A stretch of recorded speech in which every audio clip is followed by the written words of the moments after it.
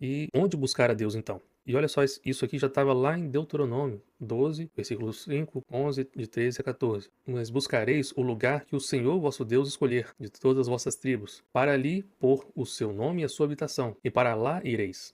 Aqui está falando assim do tabernáculo, mas não é somente isso, também é para o futuro, né? Para o que haveria de ser, para as coisas que ainda seriam anunciadas. Então haverá um lugar que escolherá o Senhor, vosso Deus, para ali fazer habitar o seu nome. A esse lugar fareis chegar tudo o que vos ordeno, os vossos holocaustos, os vossos sacrifícios, e os vossos dízimos, e a oferta das vossas mãos, e toda a escolha dos vossos votos feitas ao Senhor. Guarda-te, não ofereças os teus holocaustos em todo lugar que vires, mas no lugar em que o Senhor escolher. Repetindo, guarda-te, não ofereças os teus holocaustos em todo lugar que vires, mas no lugar em que o Senhor escolher. Numa das tribos, ali oferecerás os teus holocaustos e ali farás tudo o que te ordeno. E a gente viu que em Jesus, quando ele está conversando com a mulher samaritana, ele revela que Deus escolheu um lugar. E essa escolha é em espírito e em verdade. Não é mais naquele monte ou em Jerusalém, aqui ou naquele lugar, naquele templo ou em qualquer outro lugar, mas em espírito e em verdade. Aí você pode talvez olhar aqui também para o que está sublinhado aqui, que isso será em uma das tribos. Mas nós somos feitos famílias de Deus. Nós não éramos, mas quando nos tornamos filhos por adoção, somos feitos famílias de Deus.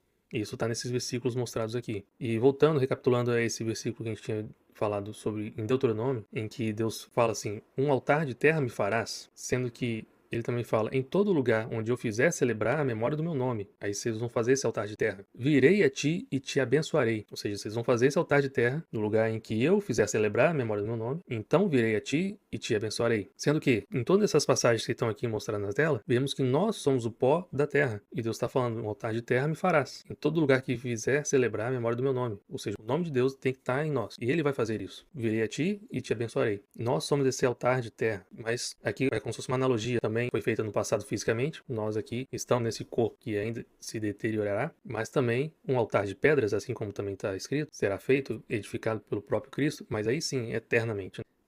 Por enquanto somos esse altar de terra, mas Cristo está edificando em nós um altar, uma habitação para Deus. Em 2 Coríntios 5:1, sabemos que se a nossa casa terrestre deste tabernáculo se desfizer, temos da parte de Deus um edifício, casa não feita por mãos, eterna nos céus. Em 2 Coríntios 6:16, que ligação há entre o santuário de Deus e os ídolos? Porque nós somos santuários do Deus vivente. Como ele próprio disse: habitarei e andarei entre eles, e serei o seu Deus, e eles serão meu povo. Em 1 Coríntios 3:9-16, porque de Deus somos cooperadores, lavoura de Deus, edifício de Deus sois vós. Não sabeis que sois santuários de Deus e que o Espírito de Deus habita em vós? Efésios 2:19-22. Assim já não sois estrangeiros e peregrinos, mas concidadãos dos santos, e sois famílias de Deus, edificados sobre o fundamento dos apóstolos e profetas, sendo ele mesmo, Cristo Jesus, a pedra angular, no qual todo edifício bem ajustado cresce para santuário dedicado ao Senhor, no qual todo edifício bem ajustado cresce para o santuário dedicado ao Senhor, no qual também vós juntamente estáis sendo edificados para a habitação de Deus no Espírito. 1 Pedro 2:5.